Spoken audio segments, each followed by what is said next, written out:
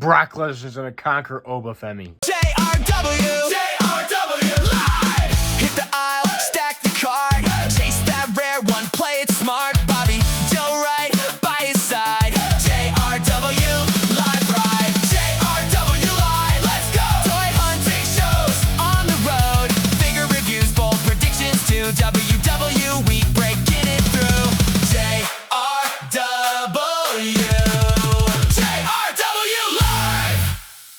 What's up, Jared W here today with the weekly set review of Monday Night Raw, the go-home show, or the Raw before WrestleMania, and this might have been one of the worst Raw before WrestleManias. So let's get into it. They kicked off the show with Adam Pearce and Triple H being in the ring, and then the Beast, Brock Lesnar and Paul Heyman come down to the ring, and Paul Heyman starts talking about because Brock Lesnar was signing his half of the contract, saying they had to split up Obafemi and Brock Lesnar. Brock Lesnar starts hyping up Brock Lesnar, talking about this is the real main events of main events. Brock Lesnar is the Beast. He's going to conquer Obafemi. Then Brock Lesnar takes the mic. He goes, I'm done with this. Obafemi at WrestleMania. It's over. Nobody's even going to know what your name is after this because I'm going to absolutely conquer you at WrestleMania. So obviously Brock Lesnar is making a full-blown statement that he's going to destroy Obafemi on primetime because they're kicking out the show on night 2 of WrestleMania on primetime on ESPN. So it's me, Brock Lesnar versus Obafemi, and Brock says he's going to conquer Obafemi. Also, for both nights of WrestleMania, if you don't know already, John Cena is going to be the host. They talked about it. Cannot wait to see John Cena one more time at WrestleMania. It's pretty cool, even though he might be in a suit just like this. But they did just reveal his new t-shirt for the host team, so maybe he'll wear like a John Cena-inspired outfit because the t-shirt, it's like a John Cena t-shirt. That would be pretty cool. Then we had the Vision finally convincing IShowSpeed to train, and he finally locked in, and he was training with the Vision on this package video for his 6-man tag match at WrestleMania with the Vision against the Usos and LA Knight. Yeah.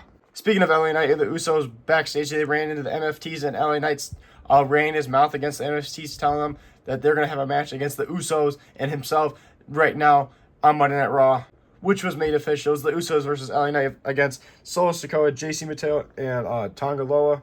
And Tama Tonga still had not been seen the whole show, and the Usos had the upper hand, but the MFTs is starting to get the upper hand. Actually, then Solo Sikoa was out of the ring when Tama Tonga appears out of nowhere. The MFT haven't heard from him in a couple weeks or something like that. He just appears, distracts Solo Sikoa. When that happens, the MFTs are distracted. The Usos pick up the victory, defeating the MFTs, the Usos and LA Knight. They stand tall, getting ready for WrestleMania 42 when they take on IShowSpeed and the Vision. Personally, I felt like this match was really random. It felt like a really filler match. Like, why are the MFTs on Raw when they're SmackDown wrestlers? I don't know. It just felt really random. Then Bayley was on ringside for Lila Valkyrie because Lila Valkyrie was going one-on-one with Charlotte Flair with Alexa Bliss on the ringside. All 4 of these women are in the women's tag team match, or for the women's tag team championship at WrestleMania 42. Lila Valkyrie picked up the victory because Bayley flipped over Charlotte Flair when the ref wasn't looking. Lila Valkyrie quickly rolled her up 1, 2, 3, picking up the victory. So Bayley pretty much cheating for Lila Valkyrie. Charlotte Flair and Alexa Bliss were pissed, going face to face with Lila Valkyrie and Bayley. They end up leaving. It's getting heated. They are ready for their match at WrestleMania. I still think Bayley and Lila Valkyrie are going to win the match. I said that in my prediction video that just went up yesterday. Go check that out. Great video. Me and Bobby putting up our predictions for every single match at WrestleMania 42. Liv Morgan and Stephanie McMahon freaking hate each other. Oh my God. Liv Morgan was going crazy when security were holding her back, screaming because these two started brawling because Liv Morgan came out. Stephanie McMahon came out for an interview, and then Liv Morgan instantly attacked her. Security breaks him up. Liv Morgan screams like a psychopath while Stephanie McMahon was pissed. They're throwing stuff at each other. Man, these two are ready to murder each other in night 1 of WrestleMania for the Women's World Championship. And then they showed Liv Morgan's music video that she made. She made like a song, and then there was a music video for, oh my God, that song was so bad. Like, my ears were bleeding listening to it. It was terrible. And once again, another random thing for this Raw before WrestleMania. Then Seth freaking Rollins first Gunther came down to the ring, and then Seth Rollins attacked Gunther this week because usually Gunther's been attacking Seth Rollins. Gunther scatters instantly like a little bitch, and Seth Rollins is like, nah, you don't get to leave. We're gonna fight right now like men. Didn't fight. They went back at it and fighting, but Seth Rollins still stands tall once again. And he really hasn't, like, I don't know, it's been like a neutral draw every week. Like, Gunther has attacked Seth Rollins, but Seth Rollins stood tall, but Gunther stood tall. Like, they keep on beating each other up pretty neutrally, but Seth Rollins is done dealing with Gunther in a WrestleMania. He's going to put it to an end to Gunther by defeating him at WrestleMania 42. And he's done with Gunther being Paul Heyman's little suck-up, little bitch, according to Seth Rollins. That is what he told him on the mic. So Seth Rollins is done dealing with Gunther being a suck-up to Paul Heyman.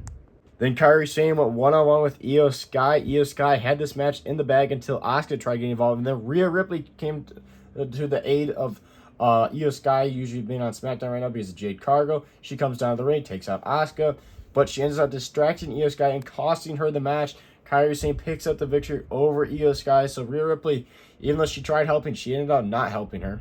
I really can't stand this storyline with Kairi Sane, Io Sky, and Asuka. It's just so freaking boring. And then randomly, I'm like, I get why Rhea Ripley came out. It's just like, we don't need Rhea Ripley involved with this. She's doing her thing with Jade Cargo on SmackDown, which is already boring enough. You don't need to make this even more boring. Then Dragon Lee and Javon Evans took on JD McDonough against and Rusev. So it was a tag match: Javon Evans, Dragon Lee versus JD McDonough and Rusev. All four men are in the Intercontinental title ladder match this weekend, fighting for the Intercontinental title, obviously, because Penta's the champion in the ladder match. And Javon Evans and Dragon Lee pick up the victory. But then after that, Rusev was pissed, and he starts laying out everybody.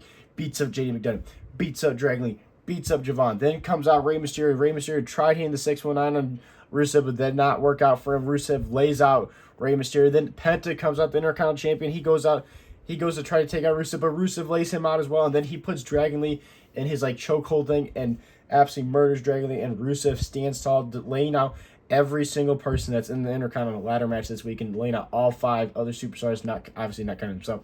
There is 6, but he's the 6th member of the match. Rusev standing tall, looking like he might win the match, but we all know usually whoever stands tall on the show before the match usually does not win. So hopefully that's not the case. But honestly, I'm going to stick with my prediction, which I said yesterday in my video, that Penta is going to retain the championship. I just got a feeling that Penta's retaining. But that would be interesting if Rusev picks up the victory at WrestleMania.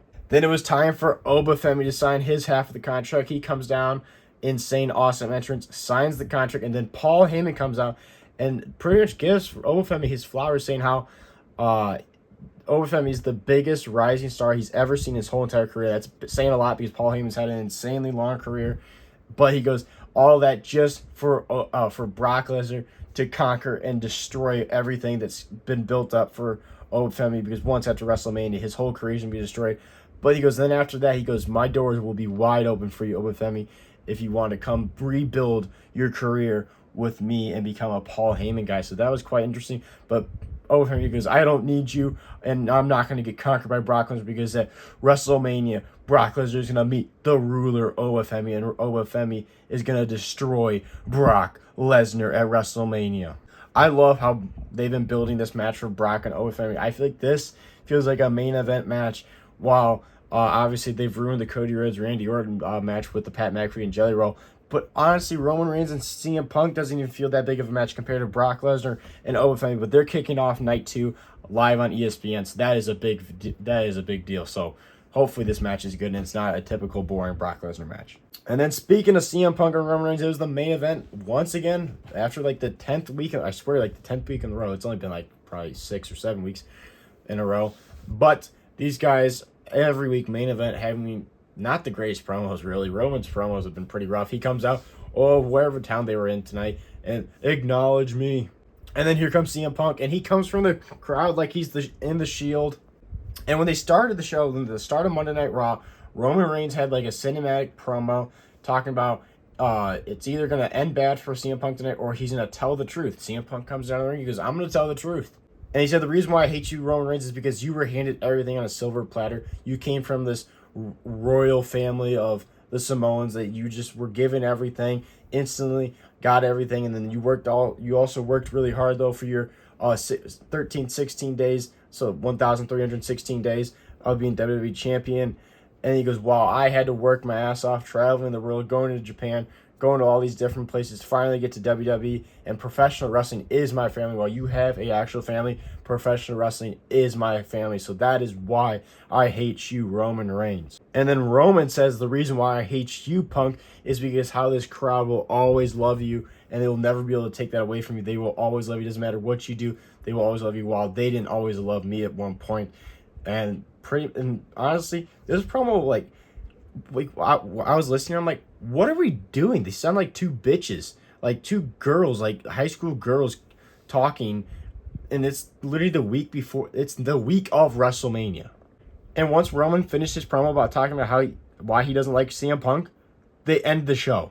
And I was like, are you freaking kidding me? What a terrible end to the Raw before WrestleMania. I mean, like, how disappointing. Brock and Obafemi talking about how they're going to murder each other and conquer each other. And then you got these two little whiny bitches saying, oh, I don't like you because you come from a royal family. And then Roman Reigns is like, oh, I don't like you because the fans like you. Like, are we serious? Like, are we serious? We got on SmackDown freaking Jelly Roll and Pat McAfee ruining the main event of WrestleMania. And then on Raw, we got CM Punk and Roman Reigns saying why they don't like each other. Like, what is this? Like, I actually was kind of excited for this match, but like you would expect them to give us something like big and like get us all hyped up for this match, and they gave us this promo. Like, what is this promo? So there you have it. That was the weekly set review of Monday Night Raw, the Raw before WrestleMania. I was very disappointed in this show. I'm very excited for Brock and Obafemi, but that's really it coming out of this. Also, I'm very excited for Seth and Gunther because I just know that's going to be a great match. But man, CM Punk and Roman Reigns was very disappointing. But the rest of this show just felt very like very much filler and just like wasn't necessary. I just didn't like nothing came out of it great. So thank you guys for watching. Make sure to like and subscribe and hit the notification bell because we post every single day on this YouTube channel awesome wrestling figure content, so you don't want to miss it out. This is Jeremy Live. Thank you guys for watching, and I'll see you guys in the next one.